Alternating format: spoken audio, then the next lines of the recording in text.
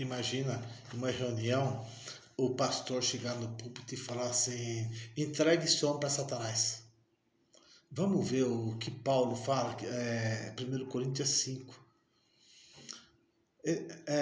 5, capítulo 2. E contudo, andais vós ensoberbecidos, e não chegaste a lamentar. Sabe, vocês não lamentaram, para que fosse tirado do vosso meio quem tamanho traje cometeu. No meio do povo cristão, não é para ter pecador. Não é para ter pessoas que vivem no pecado, que fazem do pecado uma prática diária. Não é para ter. Ele pode chegar com todos os pecados que for, mas ali ele tem que ser transformado. Se ele não for transformado, não tem porquê mais ele ficar ali, não precisa estar ali, ali é para a pessoa transformada. Então Paulo dá essa explicação. Contudo, andais esmurecidos e não chegaste a lamentar para que fosse tirado do vosso meio quem tamanho traje praticou. Ele praticou todo tipo de coisa horrível lá. Depois você lê aqui, 1 Coríntios 5. Eu, na verdade, ainda que ausente em pessoa, Paulo ficou sabendo disso, Paulo estava preso. Ele não podia ir lá, ele estava preso. É ausente em pessoa, mas presente em espírito, já sentenciei. Olha o poder do homem de Deus. O homem de Deus sem poder é filosofia. Como se estivesse presente que o autor de tal infâmia seja o poder do apóstolo Paulo. Em nome do Senhor Jesus, reunido vós e o meu espírito, com o poder do nosso Senhor Jesus, nosso Senhor, fosse entregue a Satanás, esse homem, para a destruição da carne, para que a carne apodreça, que a carne sofra, que ele sofra numa cama. E aí, vai criticar o apóstolo Paulo? A fim de que o espírito seja salvo. Sabe, aqui é o máximo 100 anos. E a vida eterna? O espírito seja salvo. Vamos ler o próximo agora.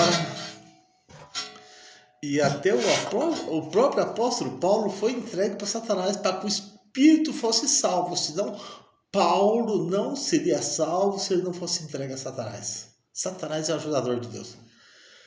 E para 2 Coríntios 12, capítulo 7. E para que não me ensobrecesse, né? Ficasse nariz empinado, se Paulo ficasse assim, nem ele seria salvo. Com a grandeza da revelação do evangelho que me foi posto um espinho na carne. Ele, sabe, eu sou o cara. Aí colocaram o espinho na carne. Um mensageiro de Satanás, para me esbofetear, a fim de que eu não me exalte. E ele orou 3 vezes a Deus, e Deus falou: não, você precisa. Então nós podemos ver que Paulo falou que aquele cara precisava sofrer, e Deus falou para Paulo que ele precisava sofrer. Ele orou 3 vezes e falou: não, você vai sair. Aqui eu tenho um exemplo aqui em Jó, capítulo 1, versículo 6. E disse o Senhor Satanás: eis que ele está em teu poder, mas poupa-lhe a vida. Deus querendo salvar Jó. Então saiu Satanás da presença do Senhor e feriu Jó de tumores malignos, desde a planta dos pés até o alto da cabeça. Todo pecado gera doença. Jó sabe, eu cuido, eu faço, eu aconteço, eu gero doença da planta dos pés até o alto da cabeça. Agora eu quero ler um exemplo de Timóteo. Ele era um discípulo, né? Paulo ensinou ele a pregar a palavra. Paulo doutrinou ele. E tem aqui uma mensagem que Paulo mandou para ele, em 1 Timóteo, capítulo 1, versículo 18. Este é o dever que eu te encarrego, ó filho, ele chamava de filho Timóteo. Segundo as profecias, de que antecipadamente fosse objeto, combate firmado nelas, e o bom combate. Aí no 19 fala assim: mantendo a fé e a boa consciência, porquanto alguns tendo rejeitado a boa consciência, ele está explicando o que acontece nas igrejas, né? Vieram a naufragar na fé. Então rejeita a boa consciência e começa a aceitar aquelas coisas que a carne tem dificuldade de vencer. Se a carne tem dificuldade de vencer, então você começa a aceitar e achar que é normal. Um exemplo é o homossexualismo. O cara acha que é normal, que nasceu assim. A carne tem dificuldade.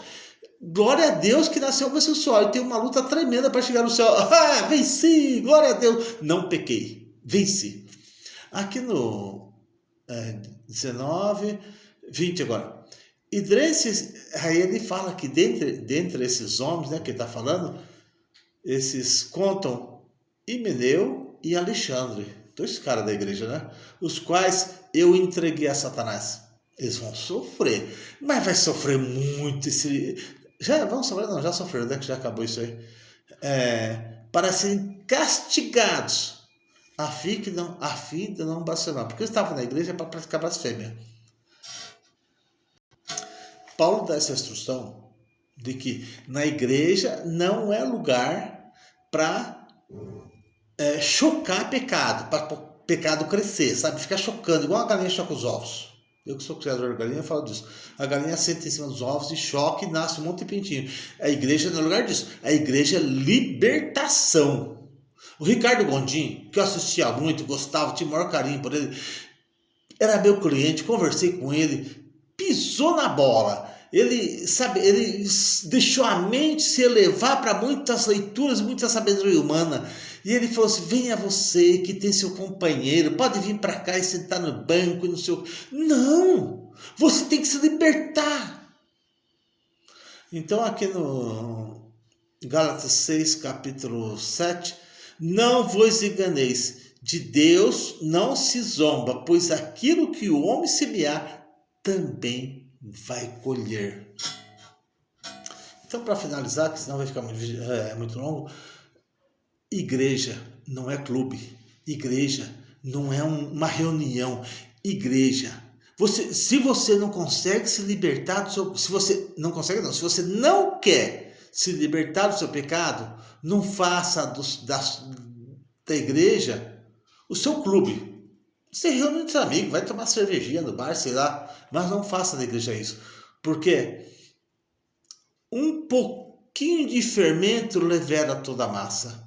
Nós não podemos aceitar como normal o que é errado. Amém, glória a Deus.